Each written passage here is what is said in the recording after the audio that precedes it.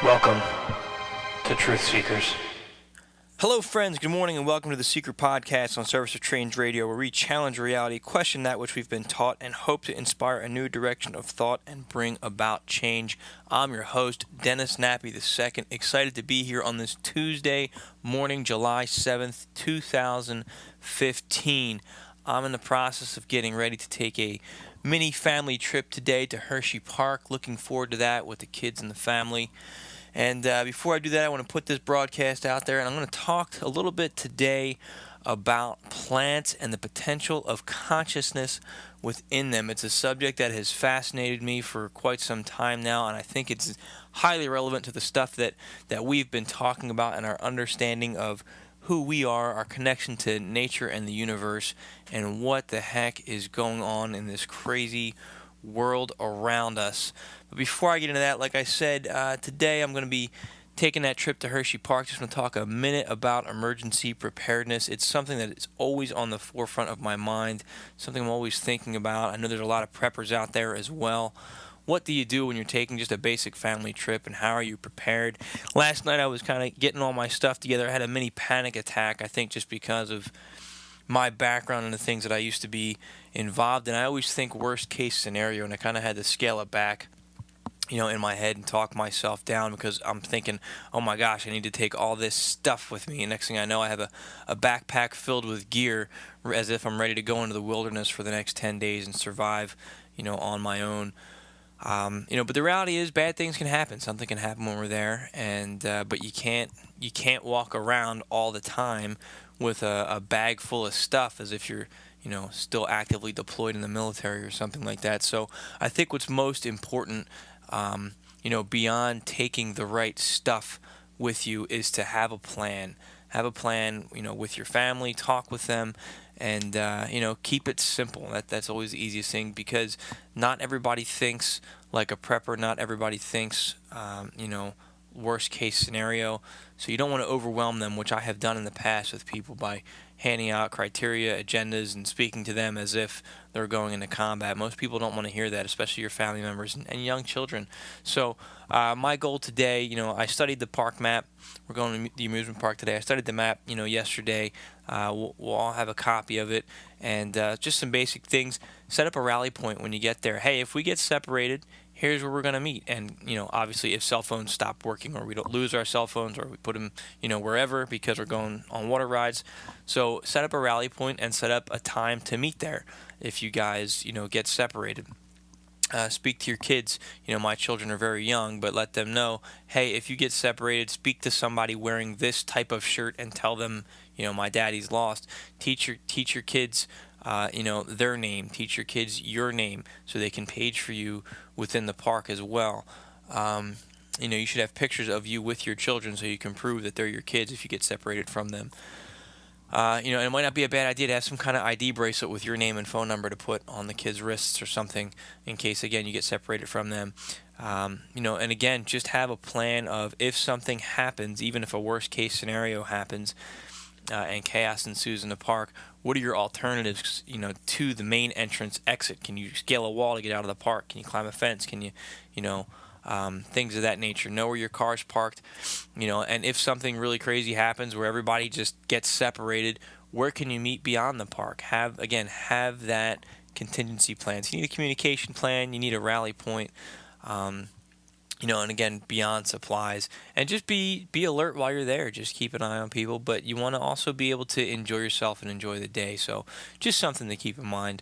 I'm not going to belabor that thought too much, but if you have more thoughts or questions on it, I know I've talked about it before in some of our change casts, emergency preparedness, and even some of our self-defense stuff, things to think about. But try not to go crazy with that stuff. Obviously, minor stuff that I'm bringing. I have a first aid kit, that I threw together. Just some gauze bandages, an ace bandage, some alcohol wipes, just in case for any minor scrapes and cuts and bruises and things of that nature. So I think it's more important to have a plan and to have some training than it is to have a backpack full of stuff. So that's all I'm going to talk about with that right now. But I want to talk about, like I said, the potential consciousness of plants. Now, I wrote an article back this past January. I'll link to it in the show notes for this podcast. I encourage you to check it out because there's some other resources on there as well, to include links to some videos that back up what I'm saying here. And this is one of those subjects where I don't understand why there's not more research on it, or why I haven't come across it yet, if there is. And I'd love to hear if you have any encounters with this or any experiences with this or your thoughts on this. So check out the resource pages on this. Go to servicechange.com, /radio, and there's a tab for Truth Seekers. And on that page, you'll see all of our, you see our most recent 5 Truth Seeker podcasts on the left-hand side. And we have links to YouTube as well. We're putting these up on YouTube, so they're available all the time. But you can always listen to servicechange.com/radio on your mobile device. I highly encourage you to get the Service Change app as well, so you can listen on the go. And that app will bring you right to our radio station. And you can listen to the newest Seiker podcast 5 days a week. That comes out on Monday through Friday. And you can play that. We stream the new episodes all morning long from 9 a.m. to 3 p.m. in the afternoon. And then from 3 to 9, we play archive change casts. And then overnight, 9 to 9, we're again playing our archive shows of the Seiker Podcast. So many opportunities to listen. But I'm jumping around again here. It's early. So let's talk about these plants here. I wrote an article called Plants That Can Talk to People, and this changes everything. Now, do we really think plants can talk? Well, they can't speak like us. They can't speak in words. But, when I wrote, I keep coming back to my initial essay that I wrote called I Am Human. And there's an excerpt in there where I said, because they can't, let me get this quote exactly right. Because they do not scream, does that mean they don't feel pain or sorrow? And I was talking about plants, and I was talking in particular about when we eat plants in general from day to day, because I had this recurring theme in my head that, wow, there's suffering in this world, and but our very existence depends on the suffering of other life, and the death of other life. So, I was thinking, well, is it a better alternative to become a vegetarian? And I had the random thought, well, what if plants are sentient beings? What if they're conscious? Sounds crazy, right? And after I wrote that essay, which was based solely on my intuition, a little bit later I came across some research and a documentary called The Secret Life of Plants. Coincidentally, there's an album by Stevie Wonder with the same title. But look for the documentary. What's fascinating about it, let me see if I can find the guy's name in my article here. 1966, FBI polygraph technician Cleve Baxter connected one of his plants to a polygraph machine. While connected to the machine, Cleve intended to burn one of its leaves to see if the plant would have a reaction that would register on the polygraph machine. Cleve stated that as he thought about burning the leaf, the needles on the machine started registering a response. The implication was that the plant was reading Cleve's thoughts and the polygraph was measuring its reaction. Since his discovery, his experiment has been replicated and expanded. Researchers have connected plants to synthesizers and recorded beautiful sounds created entirely by the plants. They've mimicked humans singing and developed melodies of their own. And then most recently, this research was duplicated by the popular Mythbusters on the Discovery Channel. Okay, so this is some heavy stuff. Check out this documentary. So basically what Cleve did is he was sitting there and he was thinking, all right, I want to see what happens to a plant, their electro output signal when I burn it. He wasn't trying to telepathically communicate with the plants. But what happened was he was thinking about it. He's saying, all right, I'm going to get my lighter right now. I'm going to take it out. I'm going to burn one of the leaves. And as he's having that thought, the needles start going crazy on the machine. So he realized, wow, is this plant reading my thoughts? Is it able to perceive what I'm thinking? And he repeated this experiment multiple times. And what it looked like was whenever he had the thought to burn the plant or to do harm to the plant, the needles went crazy. Now, this experiment was replicated by many other scientists and is shown in this documentary, The Secret Life of Plants. So there is a level of communication. Does that make plants conscious? I don't know with that piece of data alone. But what that evidence shows is that the plants have an ability to perceive a level of human thought, a level of human consciousness, and they understand it to the point that they have a reaction when humans intend to do harm. That's highly significant. Again, I don't know if that means that they're conscious, but they're perceiving a threat, and that's huge. Now, does that mean they're scared? Does that mean they feel suffering? Well, if you remember yesterday when I spoke about Robert Monroe's loosh production and the consumption of plants was, the struggle itself was creating a form of loosh. So does this suggest that, the very nature of even plant life and the fact that we need to eat plants, they're constantly putting out that fear, that struggle, that conflict to produce that loosh? I don't know. But it's definitely something to think about, and it definitely, helps to build circumstantial evidence to that argument that I've been talking about, in I Am Human. And there's other experiments that have been done where people have gone up and completely ripped apart one plant while another plant is sitting next to it.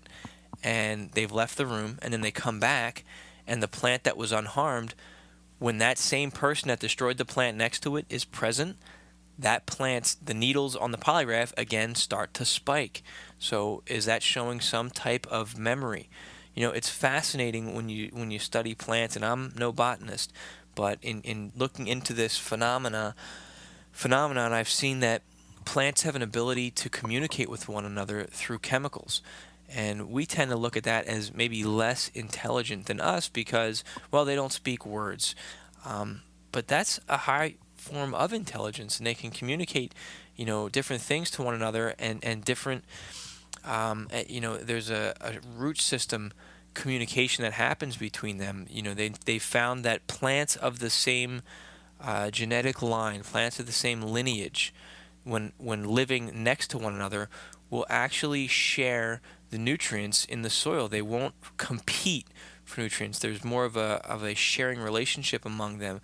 Then you have plants that are of a different lineage, and they're actually competing for those nutrients. So there's an obvious relationship there. And I talk about this today because I think it's important to reconsider our relationship with nature and our balance with nature, because as we know, we're out of balance. I spoke about in another podcast that we're facing our 6th mass extinction. So this may not be just crazy talk. We may want to look into rekindling this relationship. The Mythbusters experiment that I spoke about, again, they replicated it. They burned the plant, and before they burned it, they threatened to burn it, and they were able to register a response within this plant. So what if all day long these plants are picking up on our negative responses and we're invoking that fear within them?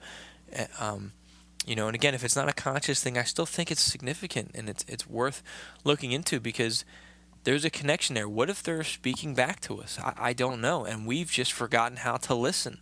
That's that's pretty powerful. Like I said, I do a lot of meditation, and trying to ground myself, and I think that that's something that we should be more mindful of. Just trying to understand that connection that we have with nature and this greater reality that tends to surround us. And I want to do another show on psychedelic plants, but we spoke about Carlos Castaneda and his work with peyote, with ayahuasca, mezcalito is what he talked about. And there was the shamans believe there was a real consciousness within the plants, that the plant was showing them things. And the work of Terence McKenna does a lot of talk about this very same topic as well, that there is consciousness within these plants that they are communicating to people who have these experiences. Again, and some of these experiences mirror your alien abduction scenario. I really think that there's a link and a bridge between them. So like I said, I'll post this link later today. I'm not going to be able to do it in the moment, but you can also just click the little search window at the top and type in plants at servicetochange.com and read my article and find the links to the research that I'm talking about for yourself. Hopefully they're still active. If not, let me know. Send me an email. But this definitely is something that warrants further investigation and inspection.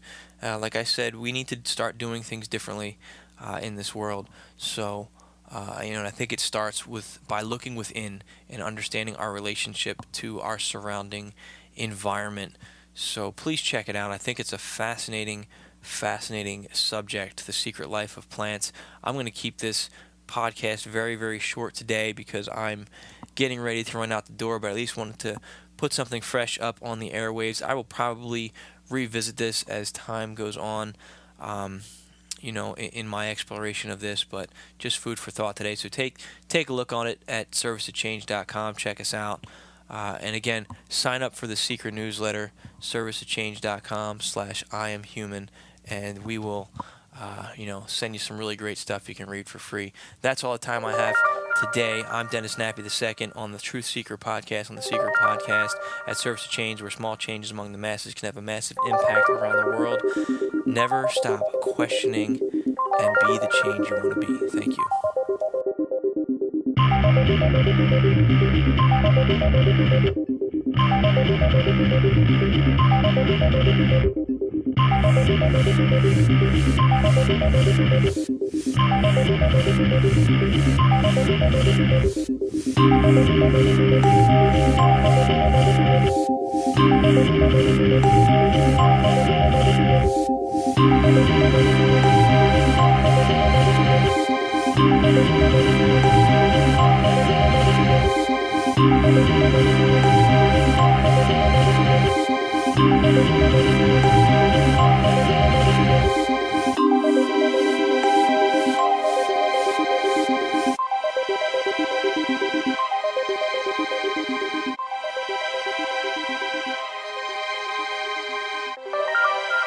Welcome to Truth Seekers.